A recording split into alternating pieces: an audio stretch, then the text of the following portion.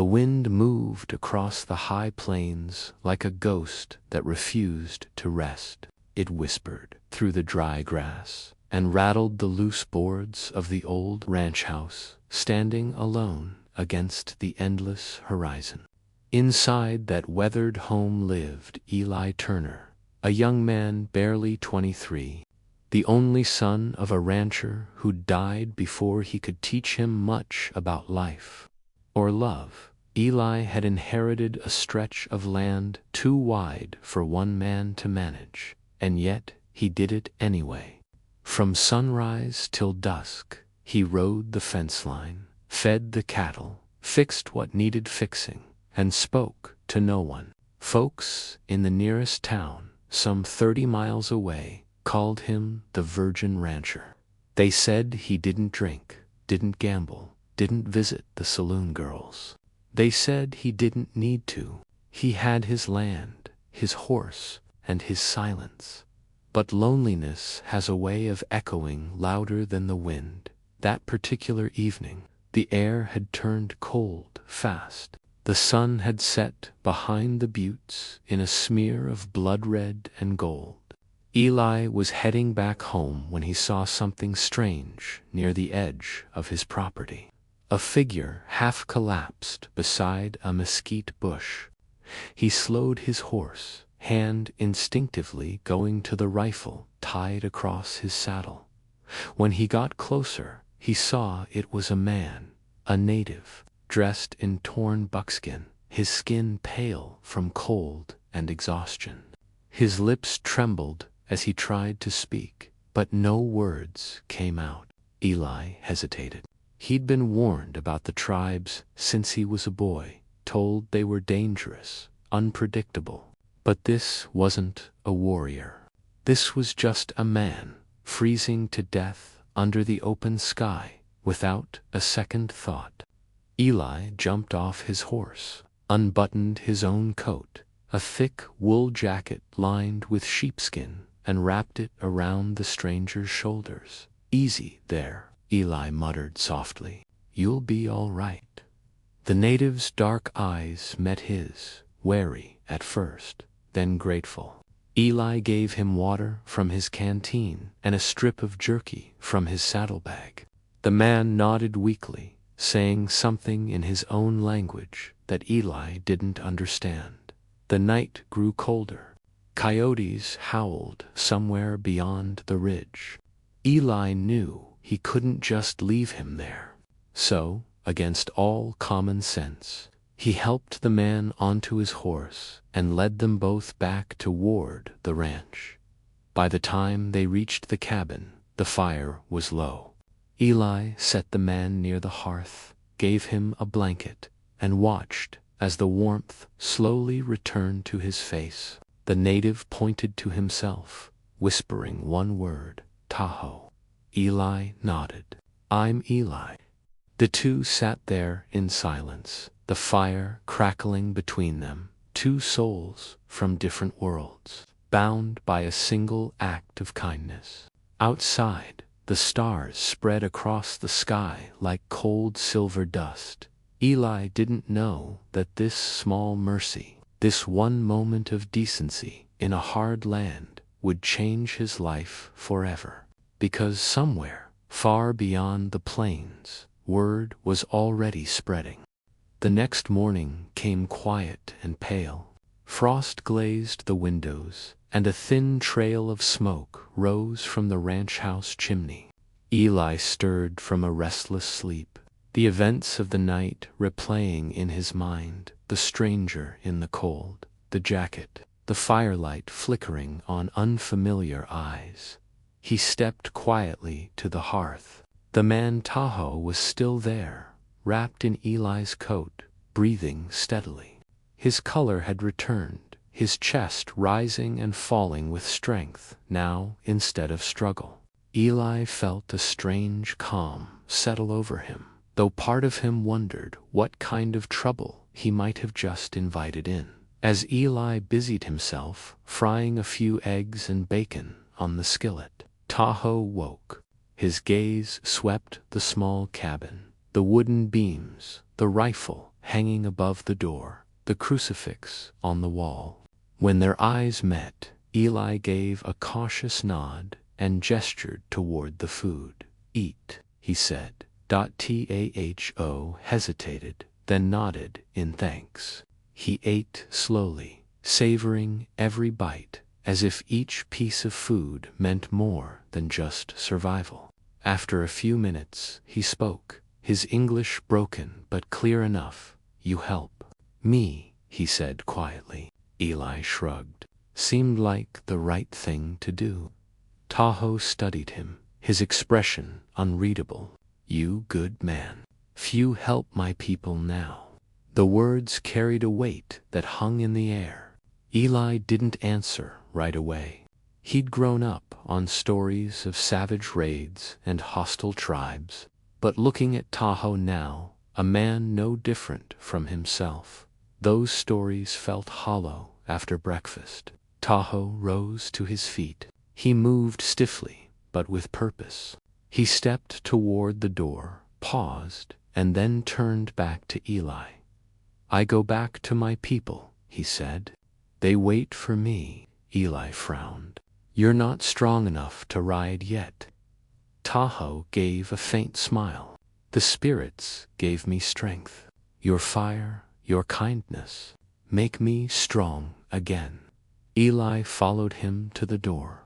Outside, the world was bright and cold, the plains stretching endless under a blue sky.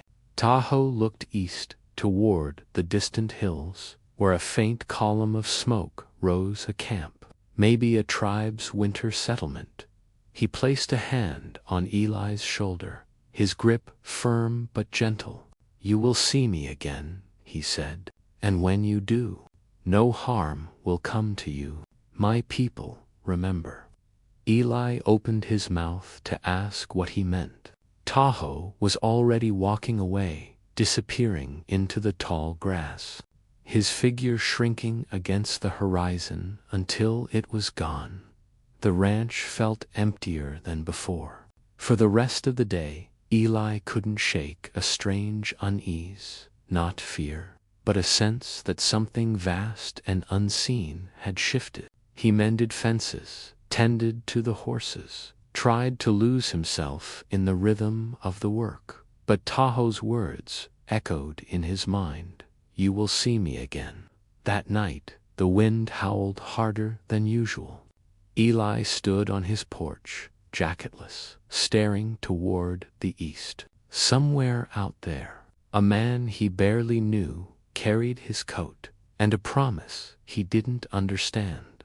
What Eli didn't know was that far beyond those hills, 200 warriors were gathering around a campfire.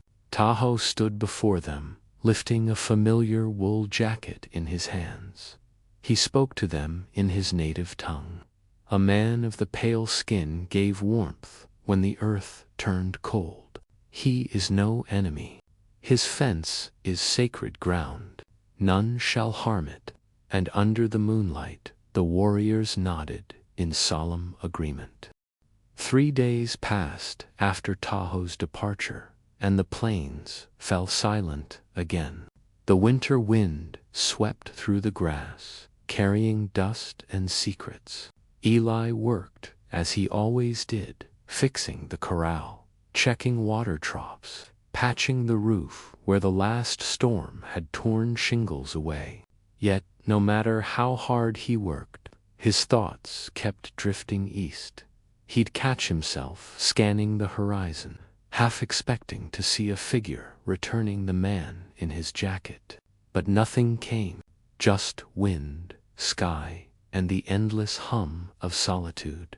On the 4th evening, clouds began to gather, thick and dark. A storm was coming. He could feel it in his bones, in the way the cattle grew restless, snorting and pacing in their pens. Eli set about securing the place, tying the barn doors, making sure the horses were sheltered. He was hammering a loose hinge when his dog, Boone, began to growl. Eli froze. Boone was no fool. He only growled when something was wrong. Eli turned his gaze toward the ridge. At first, he saw nothing but the shifting shadows of dusk.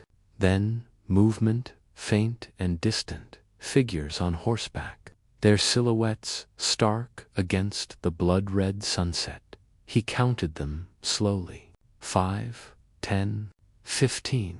Not the full 200 that destiny would soon bring, not yet, but enough to make his heart pound. He slung his rifle over his shoulder and waited as they approached, the sound of hooves echoing across the cold earth. When they drew close enough for him to see their faces, he realized they weren't the same tribe as Tahoe's people. These men wore paint black streaks across their faces, feathers woven into their braids. The lead rider stopped 20 yards from the fence.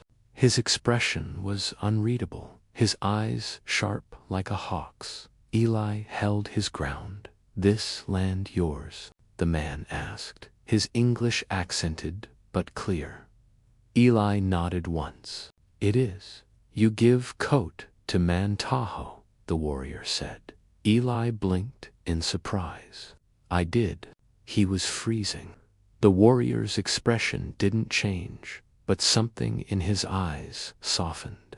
He looked back at his men, then turned again to Eli. "Tahoe is our brother. He spoke of you, said you gave warmth, said you are man of honor." Eli lowered his rifle slightly, uncertain. "He's alive then?" The warrior nodded. "Alive because of you. Our chief sent us to bring word." Eli let out a breath he didn't realize he was holding. "Tell him I'm glad he's well." The warrior smiled faintly, a rare, fleeting expression. "He said we must protect your land. Any who harm you, harm us." Eli was stunned. He wanted to laugh, or thank them, or tell them it wasn't necessary, but before he could speak, thunder rolled across the plains, deep and ominous. The wind picked up, scattering dust and leaves. The warriors turned their horses toward the horizon. "Storm comes," their leader said. "We go now. But remember, we watch." With that, they rode off, their figures swallowed by the rising storm clouds. Eli stood there long after they vanished, the sound of their hooves fading like an old dream. The first drops of rain hit the dust at his boots. Boone barked and darted back toward the house. Eli followed, still dazed by what had just happened. He closed the door, set his rifle by the wall, and stared at the flames flickering in the fireplace. He didn't understand it fully, but something had changed. Out there, beyond the plains, forces were moving people, promises, and old debts of honor. And as lightning cracked across the sky, Eli Turner realized the storm he'd been feeling all along wasn't just weather. It was fate, finally coming for him. The storm rolled over the plains with a fury that could shake the bones of the earth. For 2 days, thunder cracked and lightning split the sky, drenching Eli's ranch in cold sheets of rain. The wind howled through every crack in the walls, making the place feel like a ship lost at sea. Eli worked through it, as always. He patched leaks, calmed the horses, and burned through almost all the firewood he had stacked. When the rain finally eased, the world outside looked scrubbed, clean, brighter, sharper, yet eerily quiet. Boone barked at something in the distance that afternoon. Eli stepped out onto the porch, rifle in hand, scanning the horizon. At first, all he saw was mist rising from the wet grass. Then, through the haze, a rider appeared, a single figure moving slowly toward the ranch. Eli's grip tightened. The horse drew closer, and recognition flickered. It was Tahoe, but something was different this time. His face was grim, his movements urgent. The moment he reached the yard, he dismounted and strode toward Eli. Water dripping from his hair and coat, Eli's coat. "You are in danger," Tahoe said, without greeting. His voice was steady, but his eyes burned with warning. Eli frowned. "Danger? From who?" Tahoe glanced toward the western hills. "Not my people. Others, men with white faces and dark hearts. Soldiers, bounty men." Eli felt a cold weight settle in his stomach. "What the hell would soldiers want with me?" Tahoe looked him straight in the eye. "They think you trade with tribes, that you give shelter. They say you break law." Eli laughed bitterly. "I gave a freezing man my jacket, that's all." "In their eyes," Tahoe said softly, "that is enough." Eli set the rifle aside, frustration boiling up. "So, what now? I'm supposed to hide." "Run." Tahoe shook his head. "You stay. But listen, when wind from west smells of smoke, you leave this place. Go south, river path. My people will wait." Eli's jaw clenched. "You're asking me to abandon my home." "I am asking you to live," Tahoe replied simply. Silence fell between them, heavy as the clouds overhead. Eli glanced around his land, the corral, the barn, the fields his father had built with his own hands. The idea of walking away from it tore something inside him. But he saw truth in Tahoe's eyes. Finally, Eli nodded. "All right, I'll trust you." Tahoe stepped forward and placed something in Eli's hand, a carved piece of bone shaped like an eagle's talon. "Keep this. If you are found by my people, show it. They will know you are under my protection." Eli looked down at the charm, its surface smooth from years of handling. "Thank you." Tahoe turned to leave, but paused at the fence line. "Remember, Eli Turner. Wind from west, smell of smoke. Then you go." With that, he mounted his horse and rode off, disappearing once again into the wide, open silence of the plains. That night, Eli couldn't sleep. He sat by the window, the small charm on the table beside him, the firelight dancing across its pale surface. Outside, the wind whispered through the grass, not storm wind this time, but something different, something older.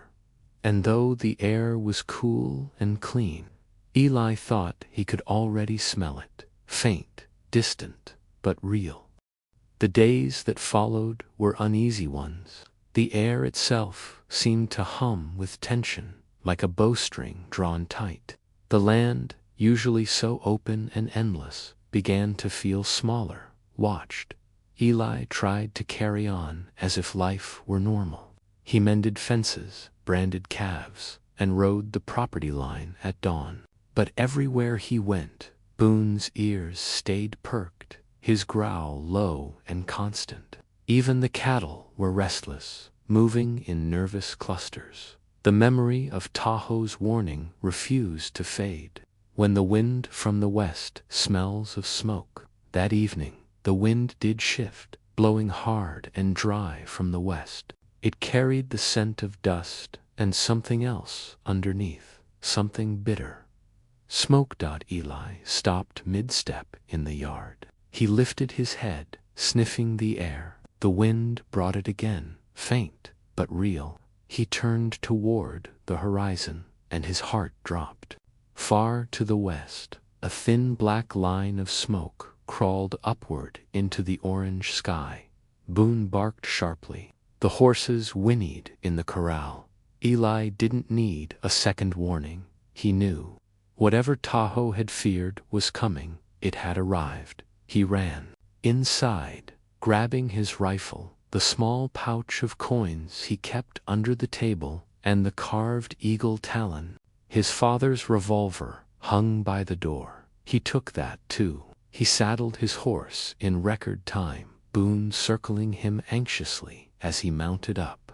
The wind grew hotter, and now he could hear it, faint but unmistakable, the distant thunder of hooves. Eli rode hard toward the southern ridge, the path Tahoe had told him to follow. He didn't look back at first, but curiosity or heartbreak got the better of him. Halfway up the hill, he turned in the saddle, and what he saw hollowed him out. The horizon behind his ranch was on fire. Flames danced through the dry grass like demons set loose, spreading fast. Dark shapes on horseback rode through the blaze. Men, not natives, dressed in long coats and wide hats, rifles flashing in the firelight. Bounty men, just as Tahoe had said. Eli's throat tightened. He wanted to turn back, to defend what was his. But what chance did one man have against a dozen armed killers? He forced his horse onward, the wind tearing at his hat, Boone racing beside him. The plains stretched endlessly south, but for the first time in his life, Eli felt trapped by it. Nowhere to hide, nowhere to rest. Night fell fast. The flames behind him painted the clouds red, and the smoke followed him like a living thing. By midnight, his horse was lathered in sweat, and Eli's lungs burned from breathing ash. Finally, he saw it, a glimmer of moonlight on water, the river. Just as Tahoe had said, Eli rode straight into it, letting the cold water swallow the heat and fear. Boone waded beside him, panting hard. They crossed to the other bank and climbed onto the muddy shore. For a long moment, Eli just sat there, staring back across the water at the distant orange glow that used to be his home. Everything his father had built, gone. He reached into his pocket and pulled out the bone talon. In the moonlight, it gleamed like something alive. "I trusted you, Tahoe," he whispered. "I hope you're right about what comes next." And somewhere beyond the trees, faint and rhythmic, came the echo of drums. He wasn't alone anymore. The night was long, heavy with smoke and the ache of loss. Eli sat by the riverbank, his hat in the mud beside him, Boone curled close for warmth. The flames that had swallowed his ranch were now a dull red smear on the horizon, a wound in the world. He barely slept. The sound of the drums came and went with the wind, distant and steady. It wasn't the rhythm of war, not yet, but of movement, of something gathering. When dawn finally broke, pale and cold, Eli rose stiffly to his feet. His horse grazed nearby, its coat damp with dew. Eli ran a hand down its mane, trying to steady himself. He had nowhere left to go, no plan except the faint hope that Tahoe's promise still meant something. The sun was just clearing the eastern ridge when the silence broke hooves. Dozens of them. Eli turned fast, rifle in hand. Boone growled low. From between the trees emerged riders, not bounty men, not soldiers.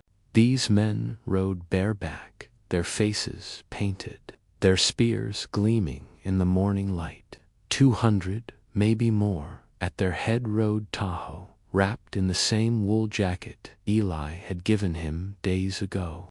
His expression was unreadable as he dismounted, walking toward Eli through the mist. "You came," Eli said quietly. Tahoe nodded. "We saw the fire. We came before the smoke reached the river." He paused, his gaze drifting toward the distant horizon. "The ones who burned your home, they still come. They think you ran north. They follow wrong trail." Eli's jaw tightened. They'll come back when they find it empty. Tahoe's eyes softened. Then we make sure they find nothing but fear. He raised his hand. At once, the warriors behind him dismounted, moving like a single, silent wave.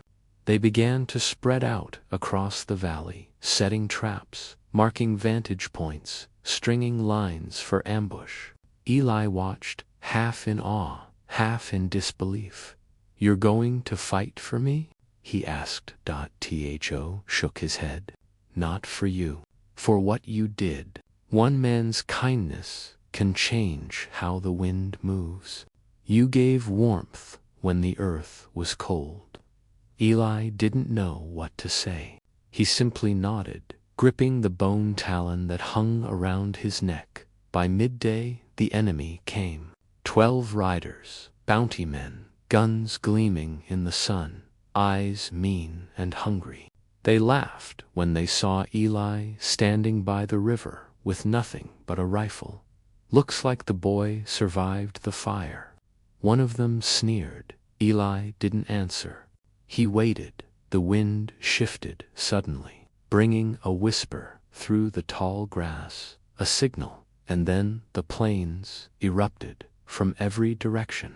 Riders burst from cover, natives on painted horses, their cries echoing like thunder. Arrows flew, spears flashed, and in moments the bounty men's laughter turned to panic. 2 were down before they could draw. The rest fired wildly, but the warriors moved like ghosts, striking and vanishing. Eli fired twice, clean, careful shots. Both found their mark. Boone lunged at a man who fell near the water, dragging him down. The fight was quick, brutal, and over before the sun climbed high. When the dust settled, the bounty men lay scattered on the grass. The air smelled of gunpowder and victory, and of something deeper. Justice. Taho approached Eli, breathing hard but smiling faintly. "The fire is out," he said. Eli looked toward the horizon where his ranch had once stood. Now just a line of smoke rising into the morning sky. "No," he said softly. "It's just beginning." Tahoe nodded. "Then you ride with us now, until your spirit finds peace." Eli looked at him for a long moment, then mounted his horse. Boone trotted beside him. The warriors began to move out, their banners catching the light of the new day as they rode east. The plains seemed endless again, open, alive. Behind them, the ashes cooled. Ahead, the world waited. And for the first time, Eli Turner was not alone.